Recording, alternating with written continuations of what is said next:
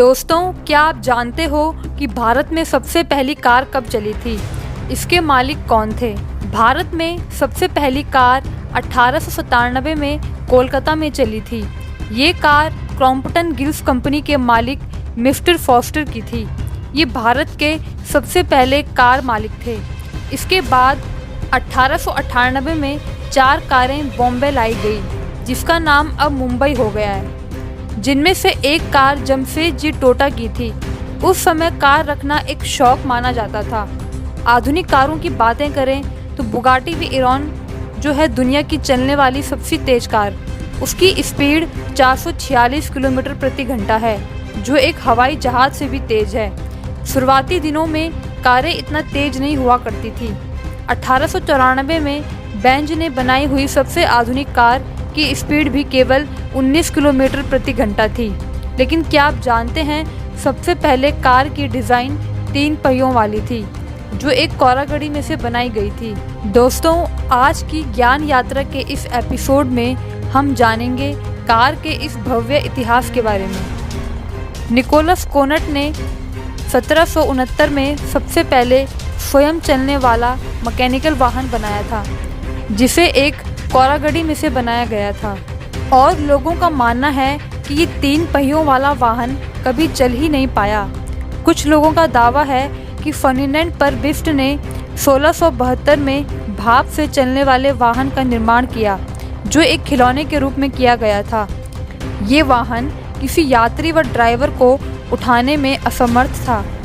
बाद में 1801 में रिचर्ड ट्रेविथिक ने पुफिंग डेविल नाम के एक रोड लोकोमोटिव को बनाया, जो भाप इंजन से बना था। ये दिखने में एक ट्रेंडलों को मोटिव जैसा लगता था। ये वाहन देर तक स्टीम प्रेशर बनाए रखने में असमर्थ था, जिसके कारण ये सफल नहीं हुआ। सन 1780 में रोज के इबान कुली बिन ने एक 3 पहियों वाले साइकिल के ऊपर भाप इंजन लगाने का काम शुरू किया। इस वाहन पर शोध कार्य करने के बाद 1791 में उन्होंने एक डिज़ाइन पेश किया, जिसकी कुछ विशेषताएं थी, जैसा कि फ्लाईविन ब्रेक, गियर बॉक्स और बेयरिंग। ये वो सब चीज़ें हैं जो वर्तमान में भी एक आधुनिक कार में इस्तेमाल की जाती है। उनका डिज़ाइन 3 पहियों वाला था। ये भी संतुलित ना होने के कारण असफल रहा। इन लोगों की तरह अन्य कई आविष्कारकों ने ऑटोमोबाइल क्षेत्र में कार्य किए, लेकिन वो भी असफल रहे। नवंबर 1881 में फ्रेंच आविष्कारक फ्रैंकोई इसार्डी रिवॉज ने कार के लिए पहले आंतरिक इंजन को डिज़ाइन किया। ये इंजन हाइड्रोजन और ऑक्सीजन के तेल मिश्रण से चलता था। ऑटोमोबाइल क्षेत्र में ये एक अहम खोज साबित हुई। कॉल बेंच, जिसे आधुनिक ऑटोमोबाइल के आविष्कारक के रूप में जाना जाता है, जिन्होंने 1885 में जर्मनी के मैनहेम शहर में 4 स्ट्रोक गैसोलिक इंजन के इस्तेमाल से ऑटोमोबाइल बनाया। इस डिज़ाइन को अगले साल जनवरी में पेटेंट कराया गया, जिसे बेज एंड सीआईई कंपनी के नाम से पेटेंट किया गया। इस कंपनी की स्थापना 1883 में हुई थी। उन्होंने 1888 में अपने उत्पादनों को बाजार में बेचना शुरू किया। उन्होंने अपनी पहली मोटर वैगन 1885 में बनाई। इस मोटर वैगन को 18 जनवरी 1886 में सम्मानित किया गया। बेंज ने अपने इन वाहनों का प्रचार शुरू किया और उस समय लगभग 25 बेंज वाहन बिके। इसी बीच एक और 4 पहिए वाली गाड़ी का डिज़ाइन बेंज ने पेश किया। ये डिज़ाइन एक सहूलियत भरा था और ये 4 स्ट्रोक इंजन से चलता था। जैसे जैसे बेंज की कंपनी ने अपने उत्पादन को बढ़ाया, वैसे वैसे उन्हें और इंजनों की जरूरत पड़ने लगी। फ्रांस के एमएलए रोजर बेंज के वाहनों का इंजन निर्माण का कार्य करते थे। 1896 में बेंज ने पहला आंतरिक दोहन फ्लैट इंजन बनाया, जिसे जर्मनी में बॉक्से मोटर का नाम दिया गया। 19वीं सदी के अंतिम वर्षों के दौरान बेंज एंड सीआई दुनिया की सबसे बड़ी ऑटोमोबाइल कंपनी बनी, जिसने 572 वाहनों का उत्पादन किया, जिसके कारण 1999 में बेंज एंड सीआई कंपनी एक संयुक्त स्टाफ कंपनी बनी। 1890 में एक और कंपनी ने भी अपने वाहनों को बेचना शुरू किया। कॉटिल, डेमलर, विल्हम और मैबिज ने साथ मिलकर एक कंपनी बनाई थी, जिसका नाम डेमलर मोटन गैसल्स क्राफ्ट यानी डीएमजी रखा गया था।